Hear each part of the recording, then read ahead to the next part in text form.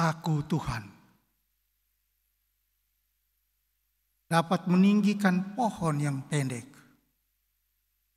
dan memendekkan pohon yang tinggi. Aku Tuhan, dapat membuat pohon yang layu dan kering akan bertumbuh, dan yang bertumbuh akan menjadi layu dan kering. Aku Tuhan berkata dan membuatnya. Seorang Romo Belanda, misionaris di Flores, mendirikan gereja di mana-mana. Semua stasi di parokinya ada gereja. Bukan hanya sekadar kapel kecil, tidak, ada gereja dengan candinya lengkap.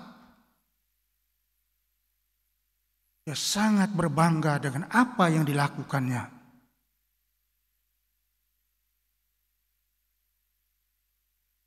Tetapi pada tahun 1992,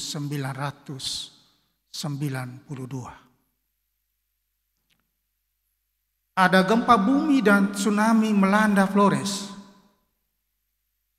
Dan dalam waktu detik, dalam waktu menit, semua hancur lebur rata dengan tanah. Gereja-gereja yang dia dirikan di mana-mana hancur lebur.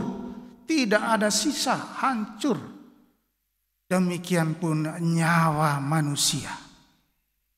Dalam hitungan detik melayang. Apa reaksi pastor ini? Dia berkata begini, caci maki Tuhan Allah habis-habisan. Lalu dia berkata, seandainya gereja di pusat parokinya itu juga hancur, untungnya tidak hancur. Dia berkata, seandainya gereja di pusat paroki ini hancur, saya pulang saja ke Belanda. Tuhan Allah terlalu sekali.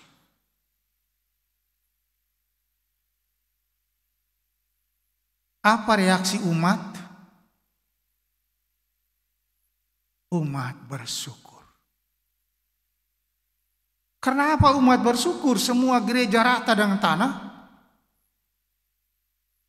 Mereka datang pada hari Minggu.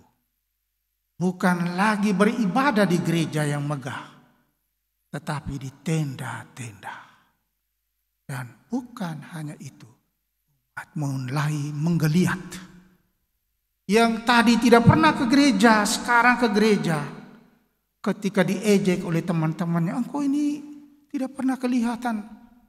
Kok mulai minggu-minggu ini rajin ke gereja, ada apa ini? Baik, cukuplah sudah. Dalam hitungan detik semua rata dengan tanah. Dalam hitungan detik semua melayang. Saya bertobat. Umat bertobat. Jumlah yang tadinya sedikit melipat-lipat. Kenapa? Karena banyak orang tidak ke gereja. Berapa jumlahnya? 3.000 orang. Berapa yang ke gereja? 1.000 orang. Di mana 2.000 orang? Pergi ke kebun masing-masing. Ada pertobatan. Kerajaan Allah ternyata datang saat-saat seperti itu juga. Tuhan meninggikan pohon yang pendek dan memendekkan pohon yang tinggi. Aku Tuhan berbuat demikian ini.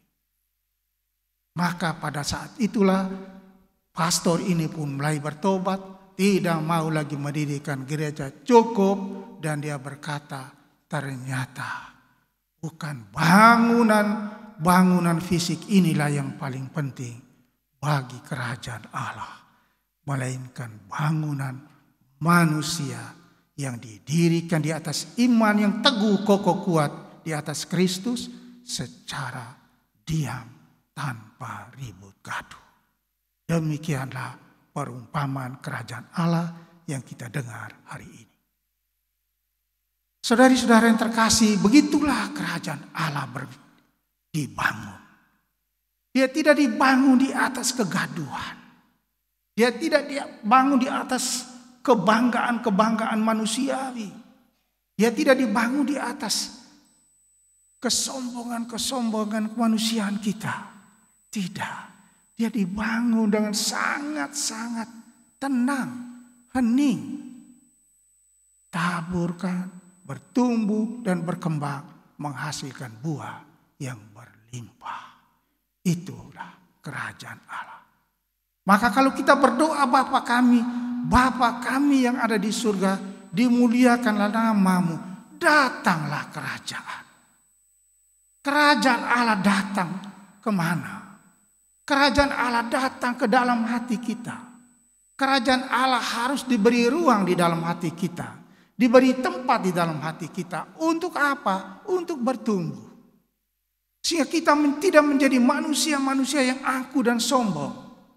Ketika terjadi perselisihan yang luar biasa di Korintus, di mana yang satu mengatakan saya dari golongan Paulus, saya dari golongan Apolos.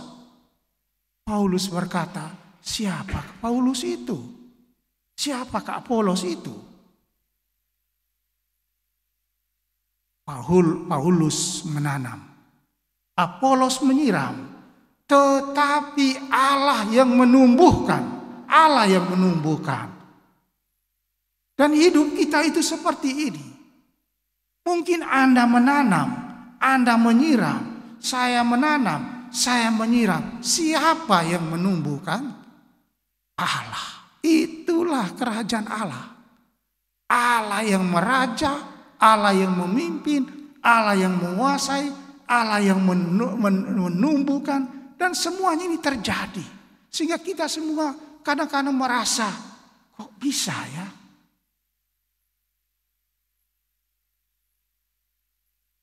Si Beni ini yang dulunya ini adalah seorang perampok ya. Bisa dia bertobat, bertumbuh. Nah, sedikit demi sedikit, sehari-hari sekarang menjadi apa? Hamba Tuhan. Mewartakan kerajaan Allah di mana-mana. Siapa yang menumbuh kembangkan orang macam ini? Kalau itu bukan Tuhan sendiri. Maka kita tidak lagi terlalu berbangga kalau kita bisa membangun ini, membangun itu dan lain sebagainya. Itu fisik dalam hitungan menit bisa hancur. Dalam hitungan detik bisa hancur. Tetapi kalau kita membangun iman kita ini, sedikit demi sedikit, menanam dengan sabar, memupukinya dan lain sebagainya, sedikit demi sedikit, kita akan heran. Kok bisa ya?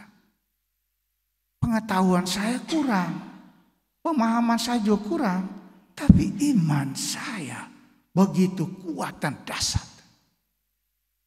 Yang kalau dikatakan oleh Yesus, imanmu seperti biji sesawi saja, kamu bisa memindahkan gunung ini. Itulah luar biasanya campur tangan Allah dan kerja Allah di dalam kehidupan manusia. Maka saudari-saudara yang terkasih dalam Kristus, pada hari ini dengan perumpamaan yang sudah kita dengar ini, biji sesawi kecil, memang dia bertumbuh tanpa ada keributan. Dan karena itu kita juga membina iman kita demikian ini. Damai sejahtera harus dan sukacita harus menjadi pegangan seorang yang sungguh-sungguh merasa bahwa kerajaan Allah itu telah mendapat tempat di dalam hatinya. Allah harus meraja dan menguasai hidup kita ini. Allah harus menjadi di atas segala-galanya. Kita bisa melakukan ini, kita bisa melakukan itu, kita bisa berbuat ini, kita bisa berbuat itu. Tapi ingat, Tuhan Allah lah yang akan menumbuh kembangkannya itu. Dan kita tidak sadar bahwa ternyata iman kita menjadi kuat seperti ini. Tuhan memberkati.